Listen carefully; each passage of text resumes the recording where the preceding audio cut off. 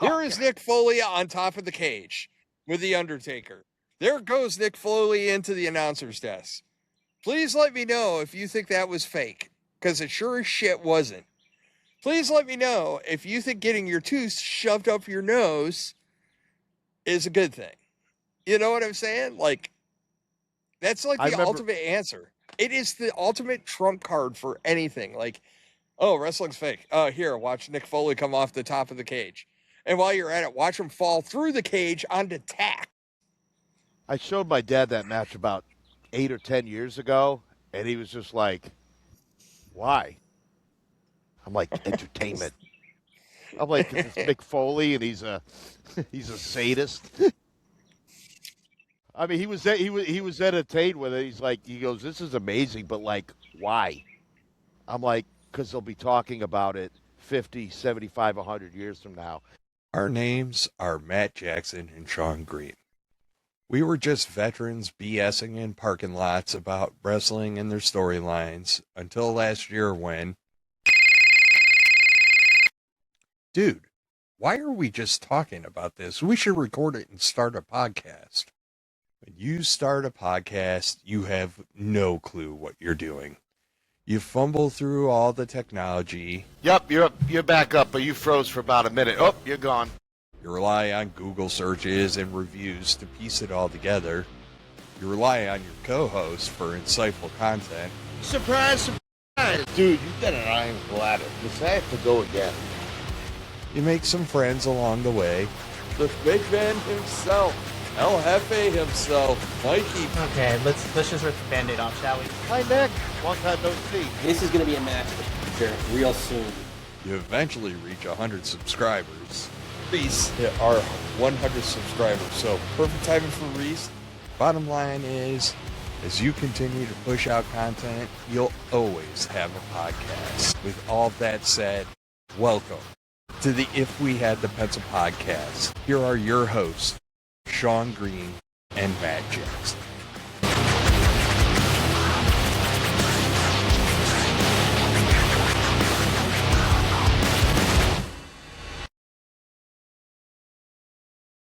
In that Greensboro Coliseum especially. Welcome to another edition of the If We Had the Pencil podcast. I'm your host who is finally done traveling for NASCAR, Sean Green. And with me, as always, is my buddy that likes to talk, even though we get a 5-second intro coming on to the podcast, Matt Jackson. Matt, how the hell are you? Good. I'll remember not to look at my notes while the countdown's going on, but it's all good. Man, welcome to the National Geographic edition of If We Have the Pencil here. Damn, Nietzsche, you scary. Yeah. I know I should get my phone out and get all, like, my plants and bird sound apps and, like, that's a mockingbird. Anyway. I got them out right now. Like, the birds are going on. It's great out here. I'm standing because I'm twitchy and my metal picnic table here at the campground is not great, but... Yep, came off my next fun weekend in Dover this week. So I'll start splicing all that together. Unfortunately, May's a crazy month for me because next week my son graduates from high school. So, whew, Nelly. But we had some exciting times. Like NASCAR made another freaking appearance. Yeah, it got did. acknowledged by the actual Danhausen this week. Yeah, so, I know. That's awesome. She was stoked. I posted a short about you talking about your daughter doing the Danhausen things and got a lot of likes and stuff. No, she is. I'll tell you what, like, she is that audience that you want. Yeah. From Danhausen. Like, like, that's what I've been talking about. Like, that's the audience he attracts. Like, she thinks it's hilarious and great, like doing up makeup and stuff like that. And now that she got acknowledged, shit, if she's around next year, I'm sure next year's races she'll do the same thing. So it'll be a lot of fun. Yeah, no, I think it's cool, and I'm sure, like you were saying, how many people like recognized who she was trying to be, and that's amazing. Well, in fairness, in Dover it was so hot and she was sweating, her makeup couldn't stay on. So she didn't get to give the full effect like she did in Watkins Glen, but Watkins Glen was hilarious. People stopping her like, "Hey, will you curse my buddy?" And then, the merchants, they hand out stuff were like, we'll give you extra, just don't curse us. And I was like, man, that is awesome. Good. Next time you go buy a vehicle, take her with you as Danhausen. You'll get a good Yeah. deal. Give me that price or you're cursed. Yeah. You know, And I want your costs on the extended warranty. just Just tell her, like, be ready. Like, you can start seeing the hands going back. Like, hey, she goes full bore. You're I cursed. know. It'll cost more than 20 human monies to get it reversed. That is true. I'll be honest with you. When I posted up about her, the one thing that terrified me was like, you know, you did your face like me. You owe me human monies. I was just like, That would have been hilarious. I would have thought it was messed up, but I think I get away with it because it's my kid, not me. So you don't hide this behind makeup. This is just greatness in and of itself. So Plus, with If all you- that facial hair, I don't know how you get the makeup on there. You have to get a Danhausen mask. yeah, you don't put this behind a mask. Nobody puts baby in a corner, and you don't put this sexiness behind a mask. I joke, but no, Matt. Obviously, Sean does not have a mirror in his house. Anyway, It's probably a fair statement. man, I'm trying to beat this cold, man. We're like 2 out of 3 falls, and we're like 2 minutes to the end of the time limit, and I still can't beat it. It's hanging around. Well, it's funny because, like, you know, after all this travel and stuff, I was just dragging ass. I'm not gonna lie, man. So I missed the O'Reilly race because I drank myself into oblivion. And the hilarity of it all was I was asked the question, "What did you eat?" And I went, yeah, I have a real bad habit about forgetting to eat, and it caught me." You know, it's all right though. If people That's why want to we know do when it. the last time Matt got hammered, just go back to our first Great Outdoors episode last June last June, and that Right. was the last time I got as I like to say, shithouse drunk. We all have our moments. It's all It good. is. It's all fun. But We you know survive what? from it, and now it makes for compelling television or web vision. Webisms. I don't know. Webhousing. Podcast housing. I don't know. We'll figure it out. It is kind of nice we're not having to rush through today. We're going to have some fun. There's a lot to talk about from these last 2 shows and things going on. I think some stuff got Sean's dander up a little bit from the text I got from you. Some stuff got my dander up, but there's a lot of good stuff that I'm excited about. That I like the direction they're going. Well, for the record, I stand by my statement. The USA app sucks. It is hot garbage. But I digress. So we had kind of a homecoming for Trick Williams this weekend, or this past Friday, and he came out and whoo, Nelly, do they love him? Because wow, that crowd just erupted for Trick Williams. That dude is such a star, and he's going to continue to be a great star. And he had the mascot out there with him, and mom and dad in the front row. Yeah, it was definitely a cool moment. I like the stories he was telling about the creation of the lemon pepper steppers, going to eat chicken wings. Yep. Like, all right, where's this story going? And all of a sudden, once he started talking about it dripping on his shoes, I'm like, that's how we get the lemon pepper steppers. So it was just fun. And little Yachty with him. He's such a cool sidekick, or I don't know if he's a manager or what he is, but just those two together is just gold on TV every time. Because little Yachty, he never outshines Trick. I mean, No, Yachty still gets his stuff in, but he's always emboldening his Trick Williams, the guy that he's with. So yeah, he's the perfect balance. Yes. He is the perfect balance, especially with Trick Williams, and they kind of feed off of each other, but he doesn't overstep Trick Williams, so it's like, yeah. He's taking bumps. He's taking haluva kicks and all sorts of stuff. Like, Yachty ain't afraid to bump, so I'm glad they didn't put him on the no-touch list. Yeah, so we get Miz, we get Kit, and we get some slam poetry. Look at that in harmony. What are we doing, man? Can we do harmonious slam poetry someday? Yes. To be? Probably not. Not really my gig. I am not a wordsmith by any stretch of the imagination. And that's one of those things that makes Trick Williams kind of unique. And it kind of feeds off the lemon pepper steppers thing. Like, you and I in our military career came across those people that could just twist anything into anything. And like, they would say something and you're like, on the back of your head, you're like, this is really effing stupid, but it's hilarious. So I'm going to allow it, you know? And we've known people like that. But long story short, Kit Wilson gets the crap slapped out of him. Freaking, and this leads to a match because Miz thinks he's just all that and he's going to beat Trick Williams' ass in front of his parents. And that did not go the way No. that Miz thought it was going to be. Nope. And the fact that Yachty brought up the tiny balls, and then during the match, the crowd is chanting, they're singing the Tiny Balls song. It's the Cody Rhodes name song, but the Tiny Balls. I thought it was quite creative and very well done. But yeah, it's not the first time that's happened, though. So it seemed to be the loudest, though. They were in full throng, that crowd. I give the Miz and Kit so much credit. We've talked about this before. Like, the lengths they'll go to, like, make fools of themselves, it's fantastic. Like, there's no egos with those two. It's Miz's superpower. It is. And, like, Kit's buying along with it, too. Yeah, I like Kit Williams. I like when he was with his tag team, when he was with what was it, Pretty Deadly. Pretty Deadly. They were all right, but now like Kit was seeing Kit by himself, even though he's with the Miz, we're seeing his personality, like he's very entertaining. Well, he's kind of carved out his niche, right? Like, and I think the Miz having him there, like all jokes aside, Miz's mentorship, you know, it actually shows, right? Like, they found a way to get Kit Wilson over without, like, you know, him just kind of doing a shtick. How do I explain this? He's doing a shtick, each other very well. They can feed off each other. Yeah, and I think that's the big one, right? Like, they can actually balance each other out, just like, you know, like I said, Trick Williams and Lil Yachty balance each other out. They do a great job.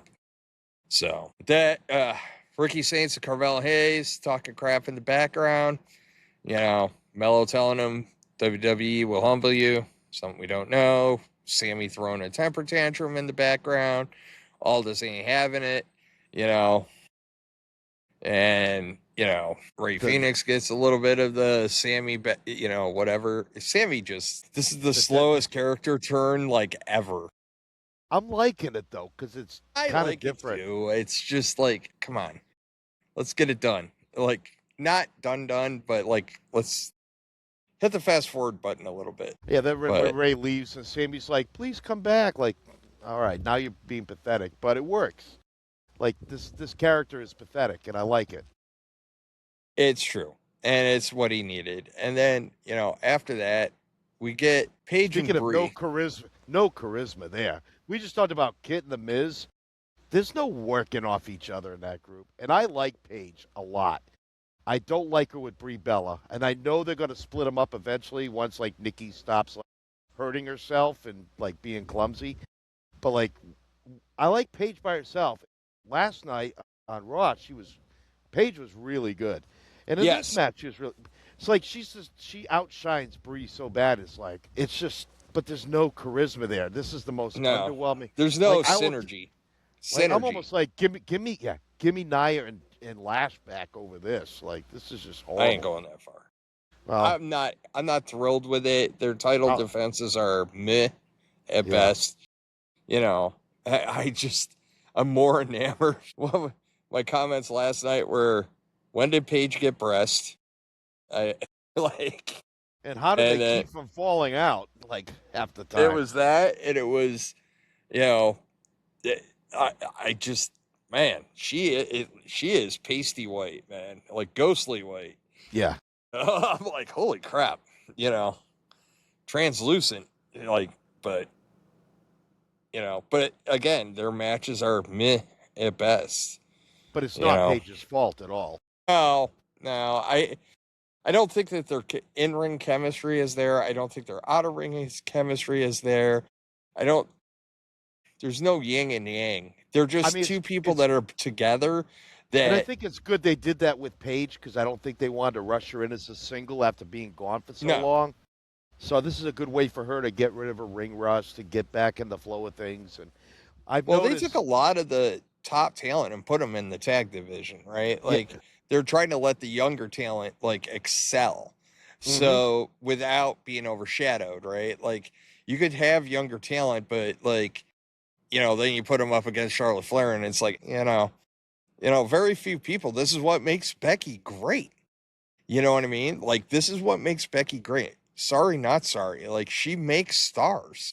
yeah, She makes people bigger than what they are. Like her and Seth together, honestly, that's their superpower. Now, Seth's more talented in the ring, I'll admit that, but overall, Becky will take one for the team character-wise and really put somebody over. She's doing it with Sol Ruca right now. You know what I mean? But she doesn't overshadow them. Like no, she makes herself so effing annoying that you're just like, okay, all right, just punch her in the face. Like, yeah, you know what I mean? exactly, yeah. Because she doesn't just say her stuff and leave, and then the newcomers there, like, all right, what do I do? Like, she always leaves an opening for them. So and that's both in promo work and in ring work. So again, we Becky Lynch is another one that we really don't have anything bad to say about. Like, she's I don't. I don't because like I think she's your safety net, right? Like you're going to put your talent that you want to get over, you're going to put them with her. She's had a lot of good programs and she makes people bigger. I mean, it's just how she is. But you know who else does it though? Chelsea Green. Look, man, I hope Tiffany Stratton breaks down eventually because I think that the Barbie doll Tiffy time Tiffany Stratton paired with Chelsea Green could be something phenomenal. yes. Phenomenal. Like I think it could be amazing. I think you put it with Chelsea not because Tiffy wants to in the end. I think you put Tiffany and Chelsea together because Tiffy has to. She needs somebody like because of numbers games and all that. So she needs somebody like to help her out. But So I I think think they'll put her together out of necessity, which will make it good. Because then it'll be just Chelsea trying to win over Tiffany, but yet still giving like backhanded compliments, like, "Oh, you're the second greatest U.S. champion of all time," because she's the number one, and she was the as of right, first. yep, Just and the third. yeah. I just Excuse I me, folks. wonder if they're going this route because like I don't know when Chelsea will be in ring ready. She had that surgery not too long ago, stuff like that. So like this like will they won't they crap. It's kind of what they did with like Charlotte and Alexa, but like a little bit different. And I just think that their personalities and their characters would meld so well together. Yeah. Those Oh two. yeah. Oh yeah. Because th- yeah, they're both hilarious, and they're both kind of shallow, kind of, Yeah. and that would just Well, be Tiffany's like trying to be a face right now, but I think you get over that, like you get around that by just letting her be who her character is supposed to be. Like you don't say it's Tiffy time, like without it being something, right? Like right. there's a little bit of attitude Judy, like Clueless esque.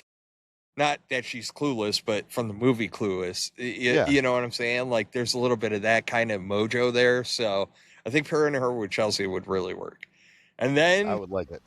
we get a segment that I absolutely love. So Cody Rhodes comes out, throws a temper tantrum, which is always better for Cody because when he cuts level-headed promos, they suck. And he calls out Gunther, and Gunther tries to play games, and then like Royce Keys comes out, and he's like, "Fine, fuck it. If you don't want to do it, I'll do it." Yeah. Like he's just like, "Fine, where do I sign? Where do I sign?" And like all this calls him out on it, and like goes, "Fine, yeah."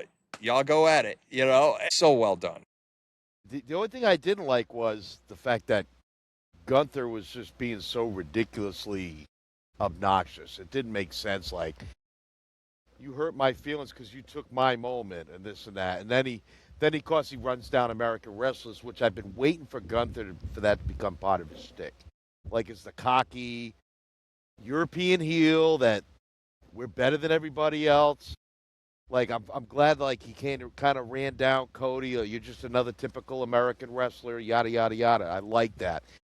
But the whole like, well, I'm not going to sign. Like, I'm sitting there like, okay, bro. Like, do you want the title or not? Like, they're throwing it at you, and you're still playing games. Like, which was kind of it made Gunther look stupid for a minute, but it also when like you said when Royce came out and said, well, you're going to sit there with your thumb up your ass. He's like, I'll sign it, and then. But it also feeds like this dialogue that's been happening between like Royce Keys and Jacob Fatu, right? Like that's what I really liked about it. Like Royce basically hyping up Jacob, saying like, "Yo, we take what we're supposed to be given," blah blah blah, Right. and like it just fed that. His opportunity showed up. And he's like, "Fine, fuck it, Gunther. Yeah. If you don't want to do it, I'm going to do it. I'm going to get step up. mine." Yep, I'll step up to the plate. And it was well done. What's he got to lose? Yeah, it was really good. Yeah. All right. So then we get a match between Ricky Saints and Carmelo Hayes. I have seen mixed review in your notes you actually have where like Hayes almost got his neck broken, and like when I saw it in real time I thought the same thing, and then I saw mixed reviews on social media where they were kind of like no, that's how you really are supposed to do it, but then there was questions about when Ricky Saints released. I don't know. Yeah, because I'm like a wait and see on Ricky Saints. It's like a modified brain buster. It looked like it dropped him like right here, but I think he cradled him. It looked really good. Yeah, I like the match. I'm not there on Ricky Saints yet. Me neither. Because with all the hype, I thought this match would be a lot better than what it was. Just because I was expecting more of like, is this guy on the level of Ilya Dragunov? Is he on the level of Ray Phoenix? Like those guys that were given all those. I mean, it was good, and I know he's just coming into the main roster. I thought there could have been more.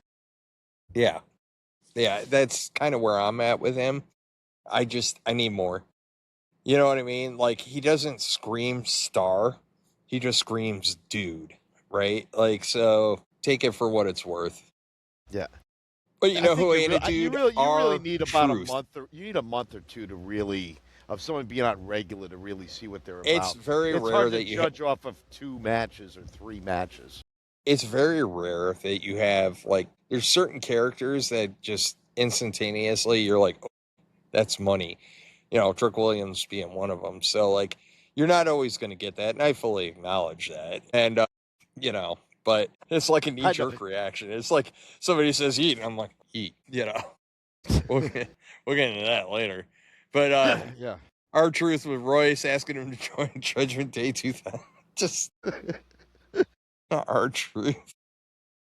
He makes me laugh every time. He pokes Royce in the chest. He goes, "Man, you're big." That little line, that R-Truth. It's the little things that makes me laugh the most with those guys. Danhausen the same way. Yeah, he is. I'm interested. So there's a lot of skepticism right now because Danhausen's back in the lab, and there's a lot of skepticism as to what exactly is going on. Obviously, we had the whole Minihausen thing at Backlash and everything else, and it's like I'm hoping that there's a reintroduction or an introduction of some character that he creates. Like midgets are fun. Like, don't get me wrong. Brad Williams is one of my favorite comedians ever. Like I actually was watching clips of him on commercial breaks during Raw last night, but I won't tell his jokes because his stuff's just too funny. All right, I'm going to tell. I'll explain this one. I can't help myself because it's recent. So it's from his special, and he's talking about how, like, Guy Fieri has this cooking show. So he goes, he's talking about how his wife watches these shows and, because they don't give him any content, so he can't talk at the TV, yada, yada, yada. So Guy Fieri's got his little show, and it's like for people with disabilities and special needs. And she's like, and I guess his wife's like, I effing dare you. And he's just sitting there like, and at the end of the day, he goes, I bet they all use the slow cooker. Like, oh my god. I was like, oh my god, that is so freaking wrong and hilarious. So yeah, it was a good one. But yeah, I hope this Danhausen making something kind of leads to another legit character, like a battle buddy for him, right? Like, I don't know. He's a one-man show, but be nice to have somebody floating around in the ether that he can always turn to outside of midgets. You know, Yeah. just saying. So what? Is the machine going to go haywire this time and also going to have Omos with like Danhausen face paint? Oh my god. Well, the MFTs wear freaking face pants, so why the hell not? Like, Can you just I don't imagine know. Omos coming out with Danhausen gear and face paint? Trying to picture Omos in like Danhausen boot gear. Like, just the most terrifying freaking tooth fairy ever. Yeah. So we get a match with Damian Priest and Tama Tonga, and like, good match. Like, I got nothing, you know. No, no, it was solid. Like, I mean, Damian Priest, he does pretty much the same match or similar style. He's just a brawler, high impact and brawling. Like he's not a guy that's going to fly around the ring. He'll do a big spot where he'll jump off something to put somebody through something. But I like it because it's a little different, and I liked how he matched up good with Tama. And we'll get into it more on Raw. But oh my gosh, like can we go like 2 matches without outside interference or run-ins? Like It is a it's little excessive, like but we get one, and I'm like, oh wow, no interference, cool. Which means the next match it's going to be excessive. It's just every match. It's like I think it depends on who it is, though, right? Like, you got to kind of expect it with some of these, especially depending on who they're feuding with. So, like, I kind of reserve it in that. Like, if you go up against MFTs, you just know, right? That's the only way Samoans know how to fight, apparently. yeah. Anyways, but, Raw, and then we get. Raw last night was egregious with the run-in. And SmackDown wasn't as bad. I'm not trying to get ahead of us. I'm just comparing notes.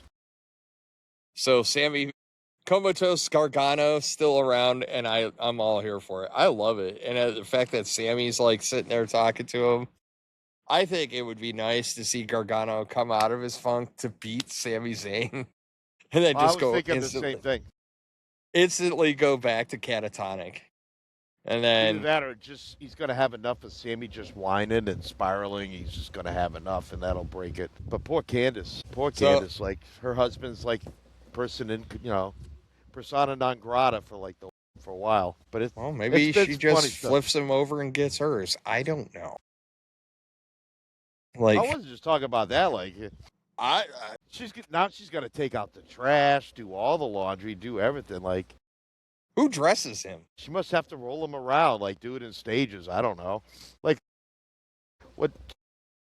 Was he just lay around and like the Zumba goes around him while it's like vacuuming the floor? Oh my god, that'd be great. Or does he just ride around on the Zumba while it's vacuuming the floor? It could be a thing. It's Roomba, It could by the be. way. What Roomba Zumba?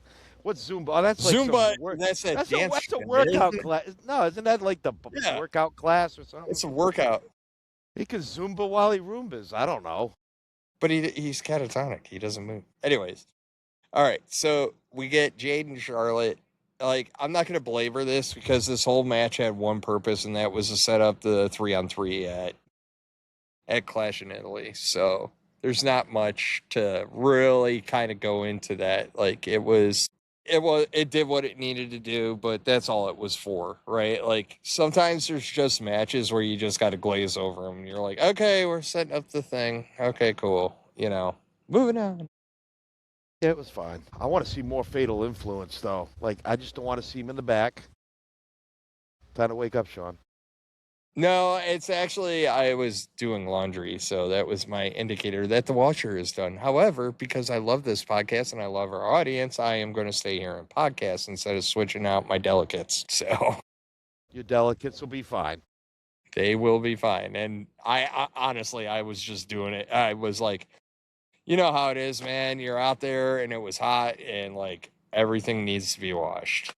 I was going through like multiple. I am the guy that wears like the same clothes all week for around the house, and it was so wicked hot while I was there. I went through tons of clothes. So, not that anybody needed to know my business, but it's there. So, Yeah, you know when it's hot when you got to get your spatula to scrape your balls off the inside of your legs. yeah, like this is my sleeping underwear. This is my daytime underwear, and I'm still sweating. So we get Gunther and Royce Keys in this number one contenders match, and it was a good match. And like we're getting some legitimacy out of Royce Keys, right? Like, and I like those positions they're putting him in. You know what I mean? Yep. They're Yeah, making him look strong. They're making him look as big as he should look. It's just really well done. I mean, You know, he's been on the roster basically what, a month, and he had a number one contenders match for the world title. So, and we've seen that with Trick Williams, we've seen it with Sol Ruca, we've seen it with Javon Evans getting these big opportunities, and I really like Yes. it. So, which tells me with the veterans, like or the mid card veterans, hey, you might Mhm. want to step up your game because these young guys are going to take the good spots in the big feuds. Well, it's new, right? Like that's the big thing. It's new. So we're not getting the same regurgitated crap. So we're talking about Judgment Day and Finn Balor. So we'll get into that on Raw too. But Yeah. no, it was a good match. Gunther gets the win. You know, shenanigans. I think this is ultimately setting up a match between Solo and Royce Keys, which would be a good fine matchup for him. So, you know, again, no qualms with SmackDown. You know, No, solid show. I wasn't clock watching either. That's really the big thing, right? Like you can always tell how a show is going by when you start going like, oh, God, we still have an hour and a half. You know, Yeah, I it know. It didn't drag. no, So what? Is it the first Friday in June they're going back to 2 hours because Braun Strowman's Pig Out show? I don't know. That reminds Ah. me, I'm hungry. If only I had thought about his pig out show on Saturday. No, I like it. I like it at 3, but I'm ready for it to drop down to 2. So we know that it'll go back to 3. I think they're going to alternate it, which is fine. And that's fine. It does what it needs to. And they have enough talent to get around it, you know? So, and the show didn't drag. It didn't suck. It Nope. was good. Yeah. So, any other comments on SmackDown before we get into. Yeah, I know this happens most of the time. We end up talking more about Raw than SmackDown, and it's not just because it was just last night, but because I think there's a lot more to talk about that fits our podcast that happens Yeah. on Raw. Things that set us off or things that we want to talk about. So, yeah, let's go into Greensboro Coliseum, home of the first Starcade. A lot of history in that building. So, Roman shows up. Woo. And, you know, Jacob basically goes out to the ring beforehand because Roman was going to go to the ring, but Jacob one-ups him and gets to the ring. I like that. And then instead of Roman coming out, the cronies come out, the most spineless individuals on the face of the earth. They come out and they get their ass beat. So Roman has to come out and make the save. It just, up until this point, and there's one part of this segment that I liked, but I am sorry, dude. I am totally sorry. But like the Jay's Usos, back off his meds last night because he was like all tweaking out. I know, and Jimmy being the voice of reason, like, let me talk to him, man. Let me talk to him. Yeah. Like, Calm it was down. just, and it's just like, look, man, this segment felt like just same old, right? That was the problem. It felt like same old. And then, so I put this in our group chat because it was something that stood out to me. Roman fans can be some of the most delusional mofos on the face of the earth. Oh, there goes our subscriber list. Yeah, F them. I am going to say it, man. Okay, so.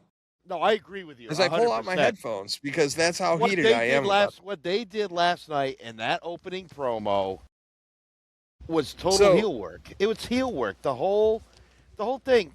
Roman and the Usos are the heels, and Jacob is the face. He is by far the face. But here's Absolutely. the bitch. here's the bitch of it, right?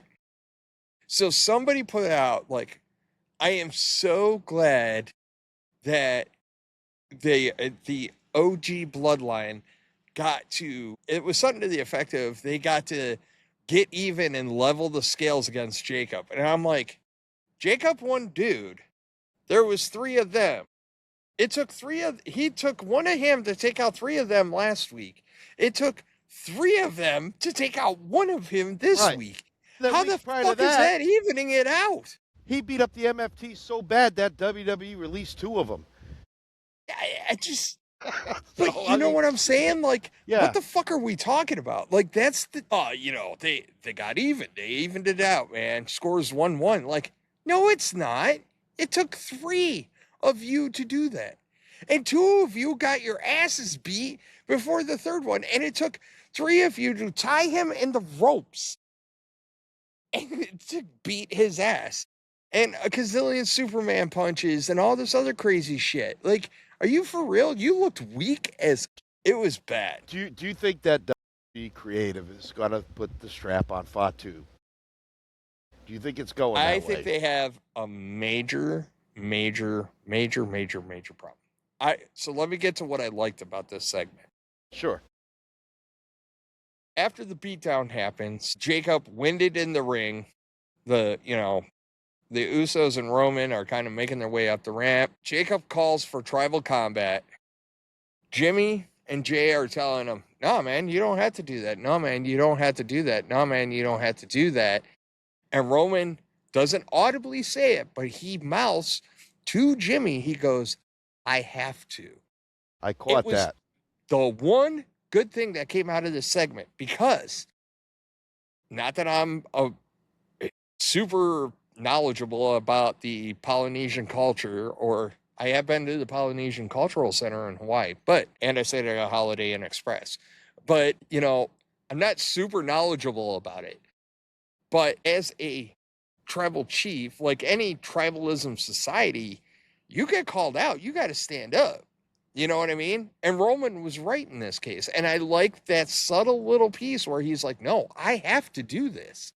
Even though the other 2 weren't really getting it, right? Like, Roman literally said, like, I have to do this. And I was like, cool. Because I was like, they're writing themselves in a very, very, very dangerous situation. Because I don't know how you have Jacob lose. I don't know how you have Jacob lose and make him acknowledge Roman. Unless he does it backhandedly. I acknowledge that it took 3 of y'all to beat my ass or something like that, right? I don't know. I don't know how you do it. And I'm going to be real interested to see how they pull this off. So, I mean, me personally, I would pull the trigger. I would put it on Jacob because I think that throws the Usos and Roman into disarray. It doesn't have to be a long reign either. It could be a very quick reign, a short one.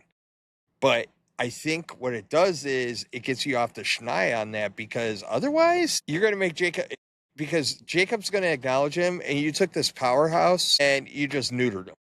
It's like neutering a dog, dude. You know what I mean? Like, so sticky. I think they should throw the strap on Fatu, and then you can lean into down the line maybe Fatu and Braun for the world title, which would be great, or put Seth in there or whatever. But I think Seth's going to do something else. I don't think it's not about the world title for Seth right now. I got a little more to say, but I'm going to wait until we start talking about Seth. Well, say, do you think Creative is going to be willing to take the title off? Because they'll ride or die until Roman's last day on it, until he goes away again.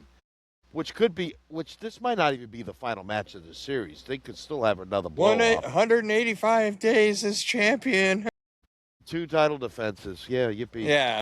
And then I'm like, well, what is tribal combat? And then, like, Cole goes into it. It's basically a no-holds-barred match. Corey talked about it. Yeah, it's no-hold-barred match. Okay. Like, there's nothing, that's it? No holds barred? Well, there's 2 things that came out of that I found interesting when Corey was explaining it. One, he said it was one-on-one. So take that with a grain of salt, because I'm willing to wager there was interference in the other matches. That's first off. And 2 is the other person has to acknowledge the other guy. So I'm like, interesting. I think the Sorry. best way to do it is you can have shenanigans in this, and I don't know if someone has to go over, so maybe Roman does go over. But the Usos get all involved in this, and maybe SummerSlam, you close out the three-match series, and maybe you do Hell in a Cell or something where you have to negate any chance of outside interference. Because, again, this show last night was egregious with the amount of outside interference, in my opinion. It got a little wonky. So It did. all right. How many times, Matt, are we just going to do Finn Balor versus like Judgment Day Insert X? How many times? I'm already tired of it. Though. I'm liking it though. So I get it. So like the the match match was last night, my beef with like these stupid street fight matches. They don't use psychology. For example, like cage matches back in the day, they would attempt to use the cage but be unsuccessful at the beginning. And then finally when their opponent was weakened, then they could use the cage. Well, like Finn does like 3 moves to JD, and all of a sudden now he's throwing kendo sticks and chairs and tables. Build up for that. Like it's kind of like getting all excited to get laid, and then you nut after 30 seconds. Let it kind of go a little bit. Yeah, let it build up. Yeah. Like, don't make your O face right off the bat. Like, let's build up. Like, tease the weapons. Just don't start chucking them in there. Like, tease it. And then when finally you get to the weapon spot, now it's like it's a bigger payoff. Like, the crowd's more invested. Yeah. Like, it should have been like Finn beats up JD. Finn goes for the weapons, but JD stops him and maybe throws him into the table or whatever, like the announcer's table. But then eventually they get to the weapons. But like every street fight or any match ends up with weapons, it's like 3 moves. All right, with 30 seconds in, all right, go grab the weapons. Like, build it up. It's just a pet peeve. But other than that, I love this match. It was fun. It was hard hitting. I mean, both guys it was good. It was good. It's marked just up pretty bad too. I mean, I both guys were bleeding by the end and bruised. I like it. So for me, I kind of like this because they're not just rushing through it. Because we know the end state, of course, is Finn and Dom, and whether I said that last night too. Like I said, Finn the end guy state to is. take the AAA champion, or is it going to be different from that? I think it's just a matter of Finn and Dom in a cage. I think that's where it ends. Some place where the rest of Judgment Day can't get in there, and I think you actually let Dom get his ass beat. Like what AAA, you have to segment. Like, and we'll get into that later too. We'll talk about AAA later because like we'll just move on from here. But yeah, we know the ultimate end state is Dom and Finn. Right. But I'm enjoying this Finn and JD because they're so good together. it is good. I want a little bit of a tease, right? Like I don't need it every week. And I think that's where my frustration comes in because I feel like we go to the well too quick over and over again. It was like when the Secret Hervis was up against like Michin and all them. And it was just like every week. It was like, shake up the ball with the names and pull out the 2 names. You're like, okay, these 2. And the only names were those people. Like right now, it's Finn and such and such from Judgment Day, which is fine. It's just, I wouldn't I don't know. It just, honestly, we needed to kind of cook. This is the end, I think, of Finn and JD. The way it ended, I mean, the match was super stiff. I loved it. They were landing everything. The coup de grace on JD inside the trash can. I mean, they beat the shit out of each other last night, like legit. I mean, I would argue that like him freaking kicking him into the corner in the trash can was more devastating than the coup de grace, to be honest with you. Like he hit that and I was like, that's going to leave a mark. I might go back and watch it again because this match was a blast to watch. So I think it was good. I think was it's over by far now. Good. Will JD still try to get at Finn to protect Dom? Yeah. But I don't think you're going to see Finn and JD. Now I think the focus is on Dom. Yeah, that's fair. I hope so. So we get I gave it an A-. I loved it. It was a good match. It was a good match, especially for a step match. It was good. The match itself, it's the opponent. Like I would have rather seen that kind of have a week in between where it kind of matures a little bit, right? And then JD's freaking crazy. That moonsault off of the equipment from the stands onto the concrete. Not like there was no rubber mat Yeah. there. That was concrete. I'm like, that's freaking nuts. And so kudos There to was those a guys for couple doing it. of moments on Raw last night where I was kind of like, and it Oh, wasn't just that one, I but gotta be like honest. I know we're not even done the show, but I think Raw brought it last night. Raw did bring it last night. I By far. enjoyed this show. I mean, I watched it this morning because I was at a show last night. But it was kind of, I enjoyed it. Like Christy watched it with me, and she's like, "This is a good show." I'm like, "Damn straight it is." Yeah. Well, so I know I said I wanted That's a barking squirrel, by the way. Our squirrels bark down here. Hey, I got assaulted by a squirrel last week on this podcast, okay? You did. Now I got one Yeah. barking at me. Exactly. They're out to get us, Matt. They're not Revenge big of the- fans of the podcast. Revenge of the Squirrels. Yeah, it wouldn't be the first time. Trust me. This is why I have a camper now, because back in the day, we had a tent and a squirrel chewed through our tent to get to our food. It was all bad. All right, so Kathy Kelly in the back with Seth Rollins, and I guess I'll talk about this here. Seth Rollins is everything Roman Reigns should be, for real. He is so much more compelling than Roman, and I'll tell you why. What have I been just begging for with Roman? I wanted a redemption arc, right? We never get the redemption arc with Roman. We just get the narcissist, and then he goes and he plays the Magic Family button with the Usos, and they're just like, okay, boss, we're back in the fold. One's in the air. Like, remember last year when they teased it? Like they briefly teased it. Like Roman was about ready to go deep. we almost got something of substance. Like, Yeah. that's what annoys me with Roman. I feel like there's a lot of untapped story potential there. Mm-hmm. But they never go into it. And it's like anytime he starts to cut a promo where there's like meat on the bone and you're just like, yeah, we're going to get something. Somebody interrupts, something goes sideways. Jey Uso falls off his meds. Like, but keep this in mind. I've been begging for this for Roman. 4 years. And the same effing, like, after an injury, Seth Rollins comes out. He's already on their redemption arc. Beat Roman Reigns to the redemption story. Like, and he's doing it well. Like, I get it, man. He's just like, I effed up. Yep. That's out there. Like, he's got no choice, but he's like, I effed up. Yep. Yeah, and he's not crying about it or whining about it. He's just like, I effed up. I have to take out the Vision, but he's got hard times. He's got to go through his hard times right now. Does. And I appreciate that. But, like, we never see Roman have the hard times. And it's kind of annoying because Roman is trying to be very careful here. Because I don't hate Roman. I hate the current story arc.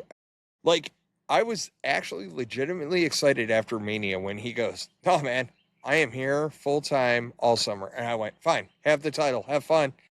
And the very next night, we just went right back to Bloodline bullshit. Yep. I'm just like, can we get a singles run, dude? Can we get a singles run where you don't have all the cronies? You know what I mean? Like, he would have been so much more compelling. Like, then you would have found out if he is truly over or if it's just barking seals. I'm still waiting to see a little bit more of Joe, like the real who Roman Reigns really is. I want the guy. Like, we only got that when he went on hiatus because of his leukemia. But he gave that whole speech. Guy. But like, I want him. Like, you can be tribal chief. You can come out and say, acknowledge me and all this other stuff. But if you're really the tribal chief, this is what I was talking about with Jacob, right? Like, he called you out. He said tribal combat. You said, I have to do this. That's very tribal chiefish. Yeah, that was good. The fact that you need, like, your band of lackeys every effing time, though, it's just like, it just, It doesn't make him look like a stand-up guy. No. It makes him look weak. It does. And then I couldn't believe it when Seth said it's been 9 months since he's had a match on Raw. I believe know it. he said I know. I was just like, wow, it's been that long because I know he's like got hurt and come back, but the fact he hasn't had a match on Raw in 9 months, I was like, holy smokes! So I'm glad he had one last night. Yeah, no, he for a guy that's typically a workhorse, Yeah, that's what stands out, right? Like right. you say That's why 9 it months, surprised me. Seth Rollins hasn't done a thing on Raw, you go, wow, because he's a workhorse. If I told you Roman Reigns hasn't done something in 9 months on Raw, you'd be like, no shit. Yeah, Like that's why I was it's surprised. kind of That's like why I included my notes. I was like, wow, 9 months, and I know he had injury problems, but still, like for someone like that, that's noticeable. So I'm glad we're able to talk about that, and I'm glad that you were able to use Roman as a comparison because I think sometimes we forget how valuable certain people are, like Seth Rollins. Like right yeah, now, like we see he those will. the commercials for the Xfinity Internet, and they show Bronson Reed like with the family. They showed it this morning. I'm like, man, I really miss Bronson Reed. Like I can't I do wait for that too. dude to come back. That's twice now. Twice that I've been like so over the moon for that guy, and he got hurt. He's gotten dinged. Yeah. It'd be nice if like he was ready to get over and Bronson Reed flipped sides against the Vision. That'd be nice. That'd be real nice. I'm still praying for a KO return. I'm going to say it every week until he comes back. I'm going to Seth, drop it in the box. Seth KO and Bronson And Reed. Bronson Reed. Oh. Like basically. So you play the I got ostracized after I got hurt angle with Bronson Reed. Mm-hmm. Like, you never called me, jilted lover shit. Then you do with KO, like, F all of you, and I hate Logan Paul, so that takes care of that, right? Yeah. Like, You don't have to give much of a reason for KO at all. No. KO will give you all the reasons you need, right? Like, so KO will do great. So that would be a nice little faction. I'm not saying it's going to happen, but I'd be real interested, because, like, yeah. But since we're talking about Seth, let's talk about Becky. We kind of touched on this earlier, right? Like, she's on to her next project. You know what I mean? And her next project is Sol Ruka. And yeah. And Sol Ruka's in her. She's gonna be a star, man. She's gonna be big. She's got a great look. Even my wife watches it. She's like, she looks like a star. I'm like, she's got the look. I'm like, she does. Gotta lose the bull ring. Drives me nuts. The nose ring? Yeah, everybody's got one. Drives me nuts, man. It's so not, because she's attractive, but it, like, instantaneously is like, no. I know it's petty. Petty's my favorite color.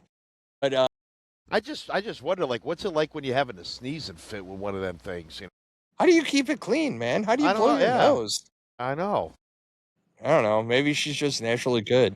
Any of our listeners that have a septum ring, please leave your advice in the comments. Not that we're going to get one. Yeah. No, I will not. But, they said this is another one where it just sets up a match, right? Like, I'm not going to get into it, but Saturday night's main events card looks like shit on paper. I calls it the way I see it. It's Ruka versus Becky. What's the rest of the card? Let me see if I can pull it up. I don't know if they have it. They got to have it listed, right? Like, it's that time of. Well, let's take a look. Shows. I should have wrote it down my notes, but I meant to write it down. Nope, they don't even have it listed. They don't have Saturday night's main event listed. Are you sure that 6-woman tag isn't at Saturday night's main event with the ladies? Well, maybe it is. I think. Okay. So we have Penta and Ethan Page. Yep, I was wrong. The 6-woman tag match is Saturday night. But all right. So Vision and the Street Profits should be okay. That's right. That should be good. Tag team championships: Paige and Brie versus Nia Jax and Lash Legend. 6-woman tag match. So Rhea Ripley, Charlotte Flair, Alexa Bliss, Jade, Michin, and B-Fab. Which, yeah. And then singles match: Becky versus Sol. No title. I like that. I do too, but I just feel like the card is no, Ruka's going to go over, and now she'll get a title shot. That's how it should be. Like, you shouldn't just walk in, lose your first 2 matches, get a title shot. But if you beat Becky Lynch, Right. then I can see it. And Yeah. then also that, so you got 5 matches for Saturday night's main event, including Ethan Page and Penta, right? Yeah. It'll be interesting. I'm not excited for it. I think Like, that's a pretty decent card. I think some of the mix and match stuff, like 6 women tags, the 6 woman tag match, I'm just kind of like, shit show, and Brie and Paige right now, shit show. And they're up Yeah. against the irresistible forces. So I'm just kind of like, meh. And Well, like, maybe you know. Irresistible Forces win on Saturday night's main event. Brie comes out there and her and Nikki can beat up Paige and whatever. Maybe. Then Paige All can go right. back on the singles world. I'm fine with that. So we got Paul Heyman doing Paul Heyman-y things. And basically Braun Breaker's like, he called me out. I got to take him down. And Paul Heyman went, yep. That's why Austin Theory is going to wrestle him. And I'm like, love Paul. He Simple, gets it. Makes sense. I mean, it also gives away the fact, like, Braun's going to get involved, but it does. It makes sense. Like, you just beat him at WrestleMania. Why do you need to wrestle him again? All right. So let's talk about Los Americanos versus the original El Grande Americano and the Good Brothers. Has anybody benefited more from taking over a shtick than the 3 Los Americanos dudes?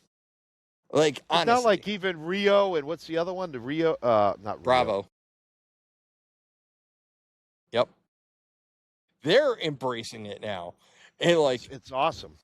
If I didn't know who they were ahead of time, you probably could have quasi-convinced me they were luchadors. Like, honestly. Like, had I not followed this storyline from the beginning, like, they have really embraced it. They even wrestle like luchadors now. They do. Like, all 3 of them do. And it's impressive. And, like, we all know Chad Gable's losing at the AAA PLE. Like, we know. Like, there's no doubt. I saw a graphic. I don't know if somebody just made it up. They're like, beginning of June, Chad Gable returns. I'm like, yeah, no shit. I saw that, yeah. And I'm like, along those lines, though, like, the dynamic is so hilarious because the original is over in the U.S., but, like, Kaiser can walk on water in Mexico.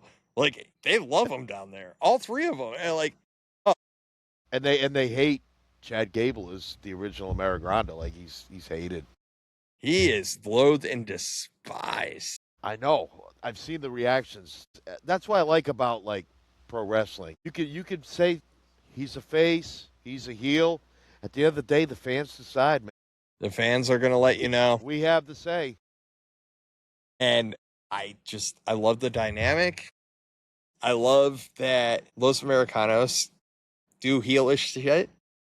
They all loaded their masks and, yeah, you know what I mean? Like, all of it. I love it. And it's a huge bridge for me because, like, what Chad Gable is currently portraying as the original El Grande, is what I was worried about when he was actually doing the character. If it was what he is now, I would hate it. And I'd be still calling for it to go away.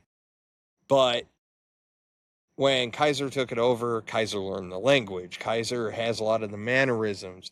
His pompousness that he's always had comes through so well in that character. And just, him just coming out to the ring and just the slow, everything that dude does is just so well done.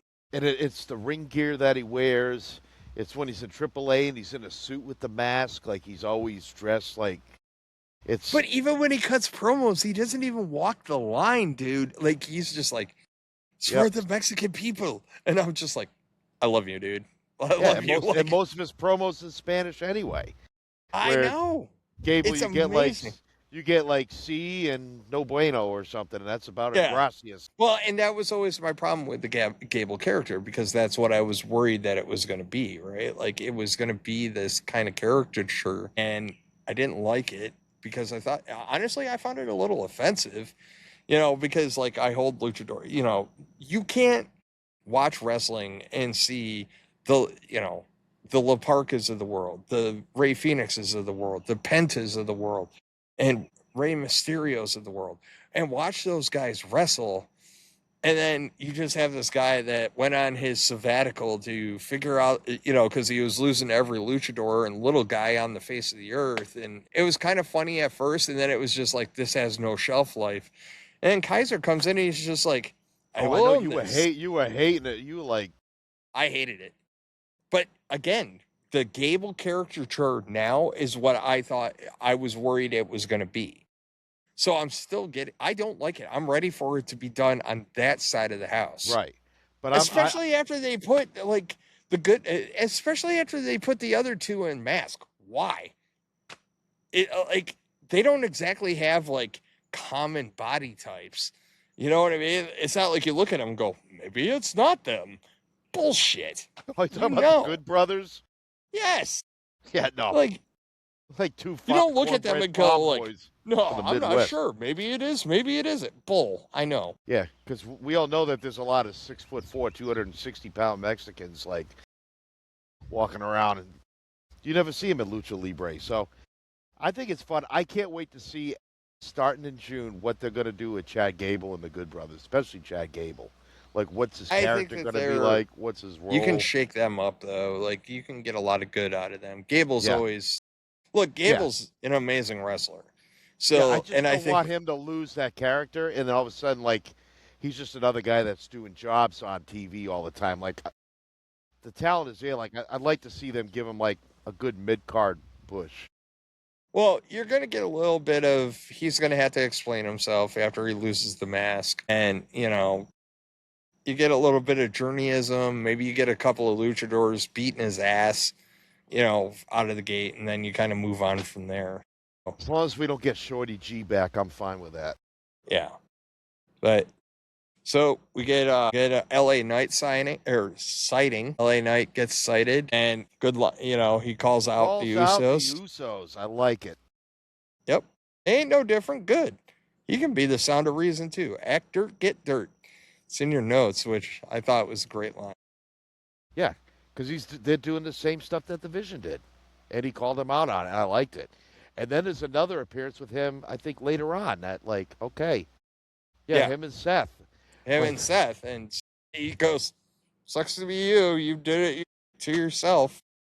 They better be brewing something big for LA Knight, because, like, he's one of the most over guys on the roster. The fans go nuts over him, and he's one of those weird ones where, like in a tide pool, like, just treading water, trying not to go down and drown, like...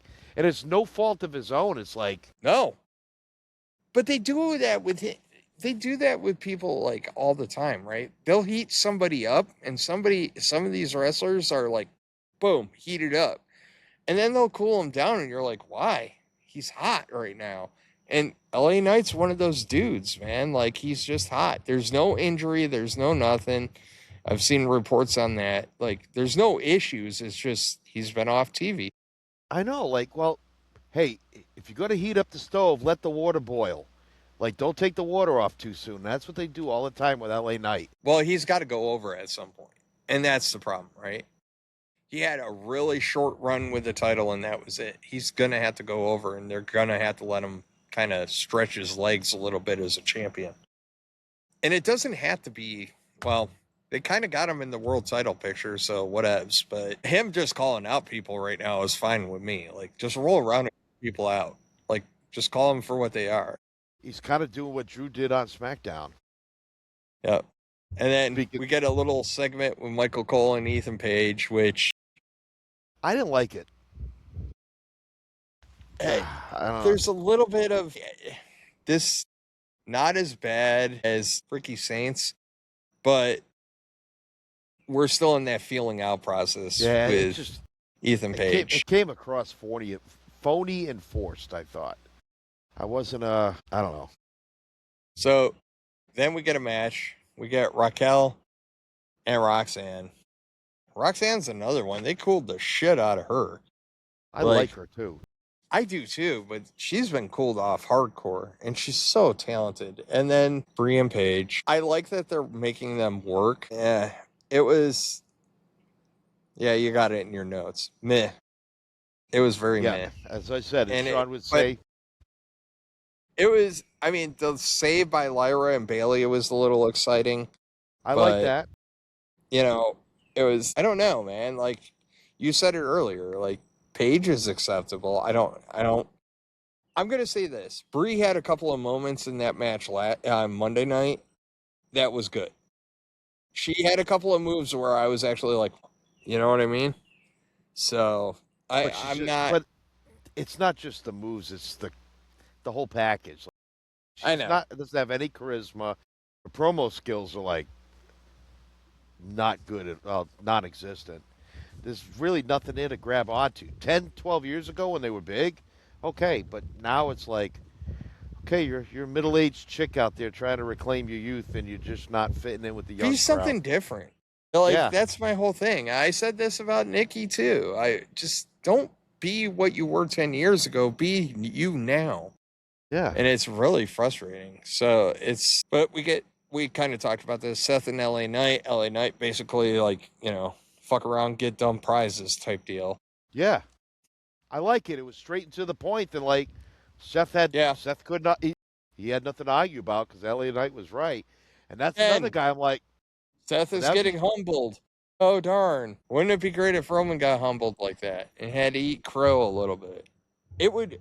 If ever you wanted to make Roman a true face, he would have to go down that spirit journey. He is never going to be a true face because his character by nature is a narcissist and is a heel. But if you came out, I mean, like, if he came out and went on the humbling journey, like, it's the one thing Roman has never done is be a successful face. You can argue with me all you want. He has never been a successful face.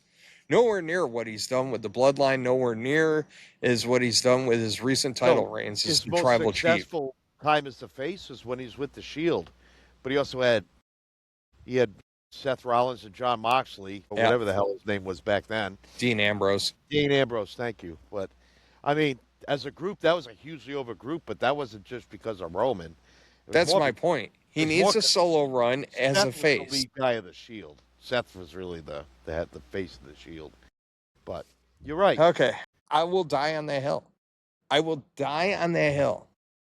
If you want to make an argument of how great Roman is, you can't just run back the old hits. No. Right? Like, if Rush only cut one album, if AC/DC only cut Back in Black, like, you'll be like, that was a great album, but, right? And, like, you got to be the total package. And, I've like, listened to this album for so many times, for so long, I'm tired of it, and I got to put it away. Pearl Jam 10. Yeah. Prime example, Pearl Jam 10. God, a I've work of listened art. to that album probably 1,500 times over the course of my life. Last time I listened to it was probably 3 years ago. That's my point, right? It might be time to dust it off and play it one day at the beach or something, chilling out. But, I mean,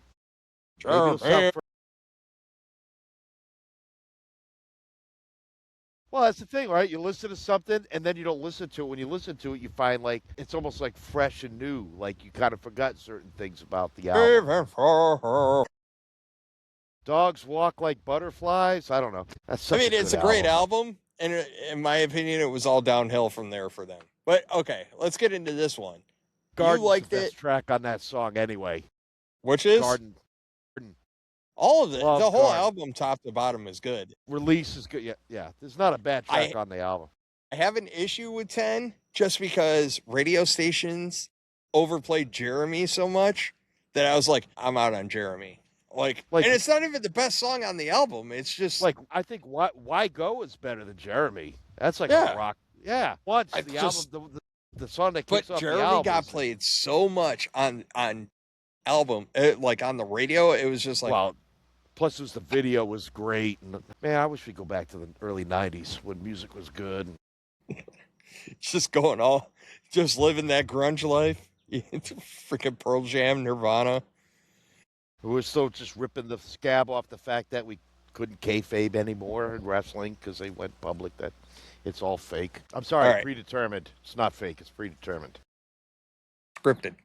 That's one F word we can't say on this podcast. No, because getting hit with a chair is going to hurt. That's right. Anybody that ever says wrestling is fake, I do the same thing every time. Here's You hit Nick him with a Foley on chair? top of the. Nope. Here Oh, is God. Nick Foley on top of the cage with the Undertaker. There goes Nick Foley into the announcer's desk. Please let me know if you think that was fake, because it sure as shit wasn't. Please let me know if you think getting your tooth shoved up your nose is a good thing. You know what I'm saying? Like, that's like I the remember. ultimate answer. It is the ultimate trump card for anything. Like, wrestling's fake. Here, watch Nick Foley come off the top of the cage. And while you're at it, watch him fall through the cage onto tack. I showed my dad that match about 8 or 10 years ago, and he was just like, "Why?" I'm like, "Entertainment." I'm like, "Cause it's Mick Foley, and he's a he's a sadist." He got gurneyed out. He was entertained with it. He goes, "This is amazing, but like, why?" I'm like, "Cause they'll be talking about it 50, 75, 100 years from now." I still talk about it. I said that match will stand the test of time as long as it's professional wrestling, somewhere on TV. That match will always be talked about. And it was it a classic like technical match or like no. No, There was like 4 spots in the whole match. They went 23 minutes, there's It 4 was- spots. it was the drama in it, you know? Yeah. And like, there's no better, like, the Undertaker and Mick Foley talking about that match is freaking brilliant.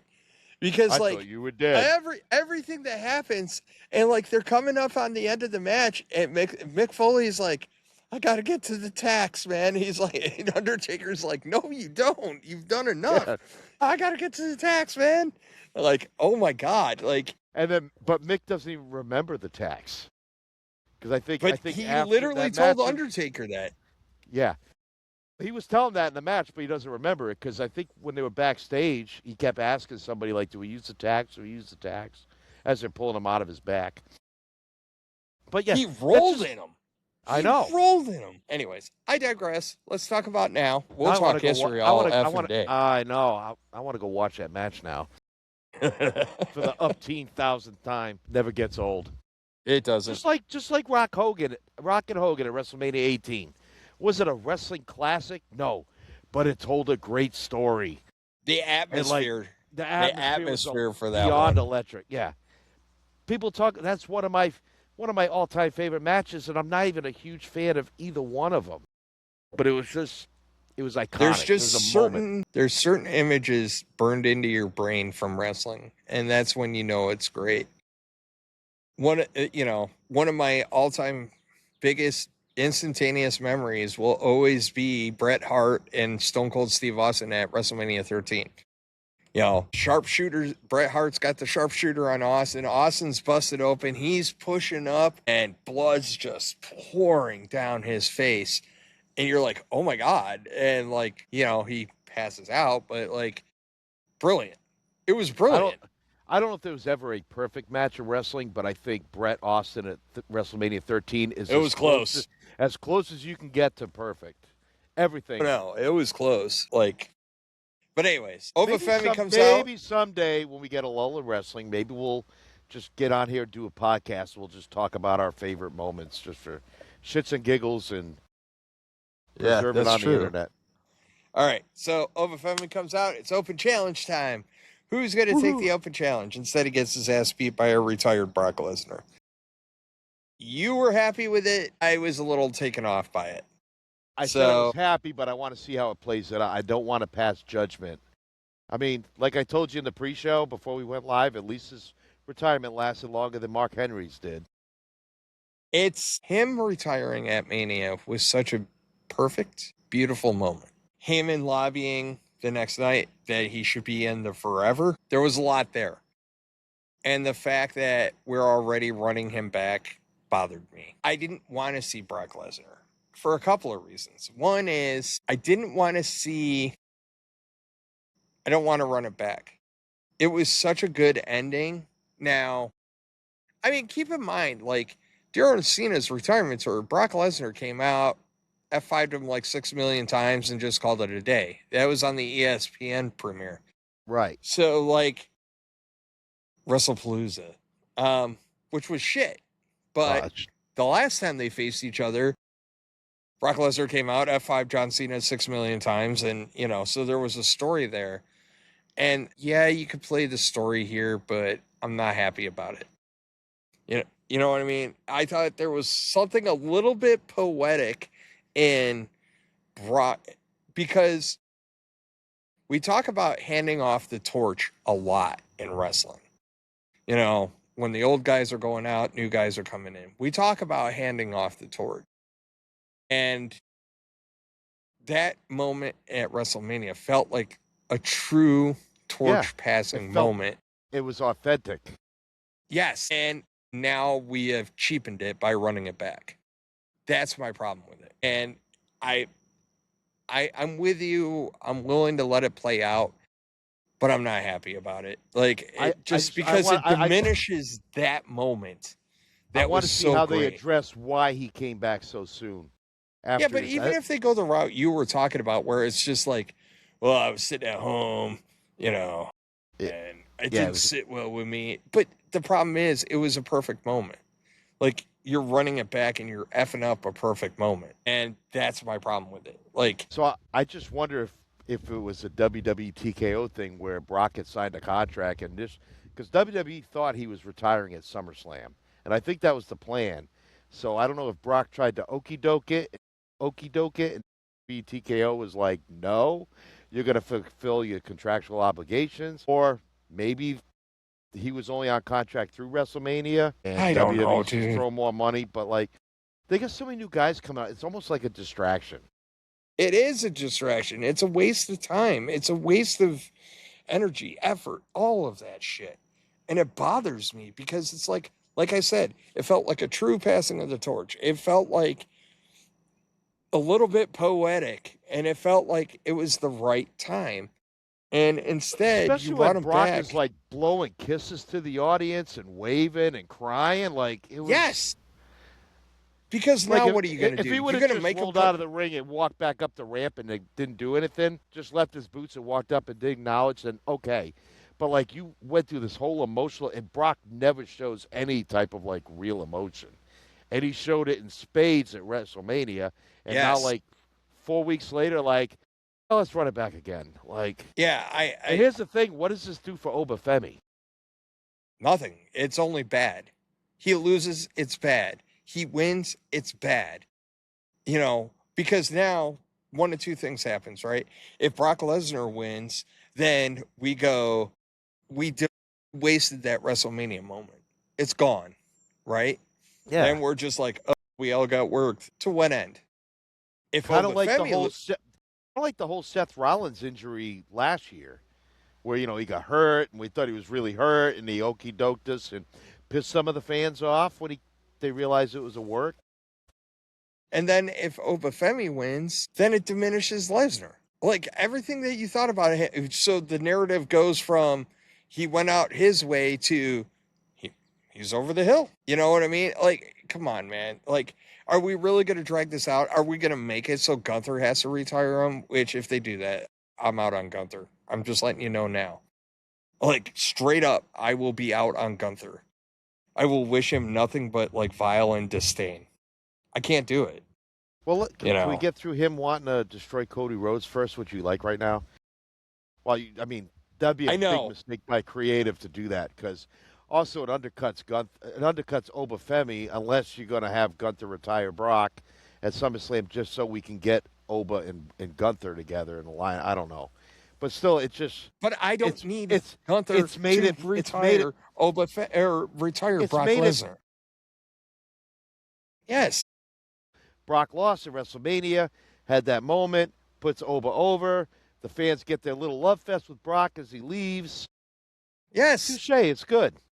Now it's you made it messy. If he comes back, it hurts him, it hurts this guy, then, we have to bring this other guy in. Now you've just It's one of those moments where I feel like creative can't get out of their own fucking way. And or somebody has got a hard on for Brock Lesnar, we got to run him back. No, let him stay up in freaking Canada and raise geese or something. I don't know. And you got enough veteran talent, and you're bringing a whole bunch of newcomers. Why do you need to fill up a slot with a guy that's... Thank you. Why don't you build the next opponent for freaking Obafemi instead of wasting your time with freaking Brock Lesnar? You had a clean moment and you wasted it because there's no good way to come out of it now. Heyman's got the contract in hand.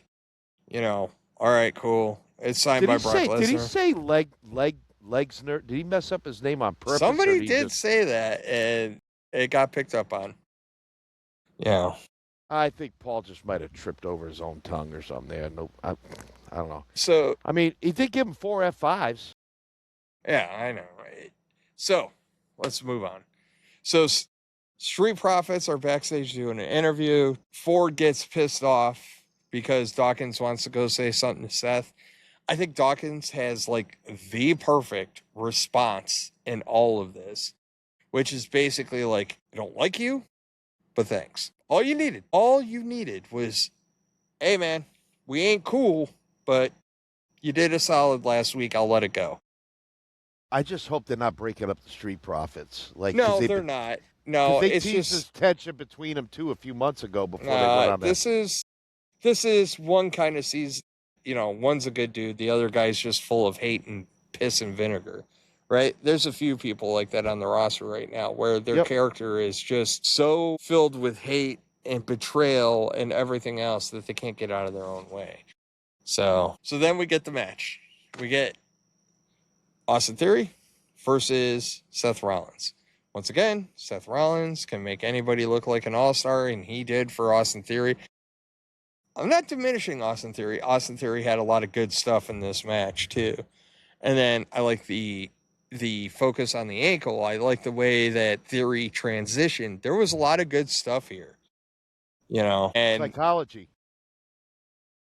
We get the brawl, which the brawl actually makes sense because the Profits are feuding with Logan Paul and Austin Theory, so it makes sense. I don't want this to turn into a 6-person tag, but it makes sense, right? And it is what it is, man.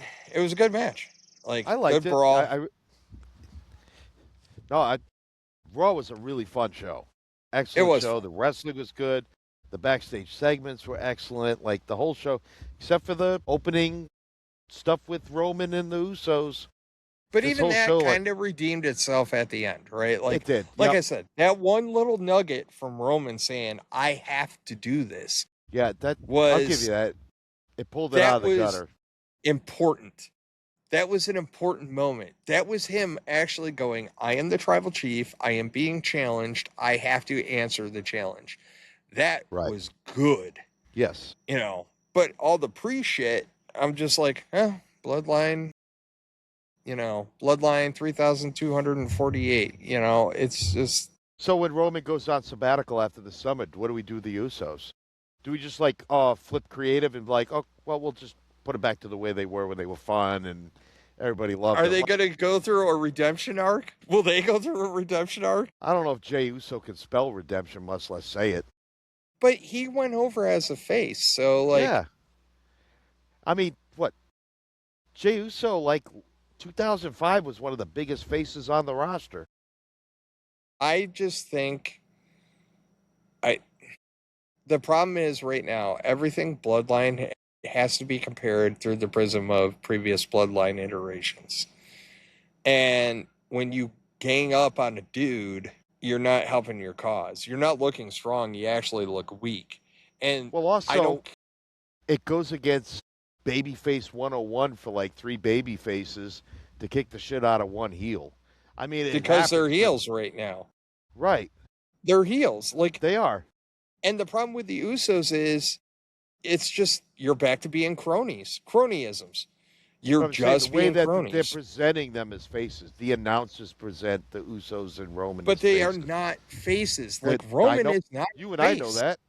Yeah. I don't care how many people cheer for him. I don't care how many people put ones in the air. I don't care how many people acknowledge him. He is not a face right now. He has done nothing to make you think he's a face. He is the exact same dude that he was when he was a heel. So, you're telling me now, and I don't know. I don't want to turn this into a 10-minute diatribe on Roman. I've kind of spoken enough about it. But, I'm more pissed I'm more pissed about two things. One, I really want to see Roman on his own, like truly on his own. Two is, I think you've really negated the Usos because you just turn them into cronies. You Crony neutered them. 1 and Crony 2. I don't Yeah, care how many great promos Jimmy cuts. I don't care how many times Jay runs off without his meds.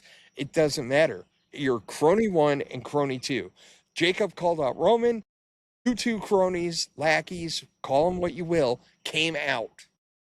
Not Roman, those two. He sent his groupies out to deal with that. Which makes Roman look like a big pussy. It does. It does. And that's the problem. You can't sit there and go, oh my God, he's the second coming and he walks on water and he does all this, that, and the other. He can't handle his own business. He has to rely on others to handle his business. Like a You know? stand-up guy just takes care of his own shit. Yeah, and he might get his ass beat in the process, which is fine. Like, it's But okay he's a for Roman to stand-up lose. guy, and people get behind people who are stand-up guys. Except for Roman fans, so I guess they don't have enough moral character. Well, they evened it out, man. You know, 3-on-1 is evening it out. Like, whatever. So Roman fans use Steiner math? They do use Steiner. All right. Well, I guess on that note, I guess we can probably start going into wrapping the show up. Yeah, I Hey, fellas, probably guys, should. know. Let's not use Steiner math, though. Tell the folks where to find us, Matt. Oh, it was a fun one today, folks. I had a good time. You can find us on YouTube, TikTok, Instagram, X, Apple Podcasts, and Spotify. And no yeet. Am I missing one? No, I'm just being a dick. I'm acknowledging myself. I'm eating out. Yeah, I have to read my browser to remember, like, what you think after a year I would know what platforms we're on. But Wait, we'll get the script up. Anyways, folks, yes, thank you. Thank you for all your subscribers. We continue to slowly but surely pick up subscribers. So obviously y'all are out there. Tell your friends, tell your buddies, tell anybody, and get them to subscribe. Come listen to us. Come talk to us. We do our best to get content out. That being said, obviously it's a holiday weekend this weekend, and there's a lot going on. All right. No promises this week. Our podcast may be delayed by like 24 hours. It may actually come out on a Wednesday as opposed to Tuesday because my son graduates on Tuesday and I got to prioritize. I love y'all, but you know. yeah, and we The won't boy be doing a is preview. graduating. We won't do a Saturday preview for Saturday night's main event because it's not a PLE. It's Memorial Day weekend. We're gonna drink beer. Gonna watch races. NASCAR. Watch racing. Gonna watch IndyCar. We're gonna watch wrestling. Then we're gonna drink more beer. What? What? Then we might Oh drink my God. 2 beers, 3 beers, 3 beers. 4 beers. I'll actually eat before my beer. Yes. Yeah. So I'll have But this anyways, little folks. muffin. it was one of those Otis Spunkfire ones. It was Oh, good okay. sized muffin. All right. I was was thinking delicious. Like the tray where you get like 12 little bite-sized muffins. The like in rub the tray. the rub in all this though, like just a quick sidebar before we pop off the podcast.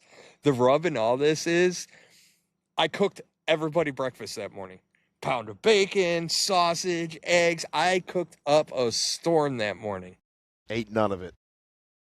And you know how it is. The NCO in you kicks in, you're like, oh, the troops gotta eat, right? Yeah. You let the troops eat, and then I'm such an ADD poodle. I was just like, I'm gonna go off and do stuff, and I was like wandering around doing shit, and then America. Well, you also had the best beer drinking glass I've ever seen, which is a NASCAR fuel. Looks like a fuel can for NASCAR. Hold that thought. Yeah, hold that thought, folks. The longest show wrap up in history. Look at that thing. I glanced over and I saw it. I was like, oh, I gotta bust it out. Let people. Yes, That thing it is. That It is an actual NASCAR fuel can. Now, things that we have learned in the past about this is if you take the straw out, you can put a regular sized beer in here and you can funnel the beer on the bottom half of the fuel can. So, yes, okay, So, frat yes. boy. I don't chug. So, I've seen others. Yeah. I just watched. Tank. Drink the tank. People are like, I'm oh just my a- God, these assholes are amused. still alive. I am amused. So, anyways, folks, thank you for tuning in. Thank you for listening to us ramble. Like we said, lots of content coming up. We're going to continue to pump it out for us. Be a little patient with us for next week because it's a little chaotic with our schedules. Enjoy your Memorial Day weekend. And as always, we love y'all, and we will talk to y'all later. Stay safe. Yes. Stay safe. Drink water.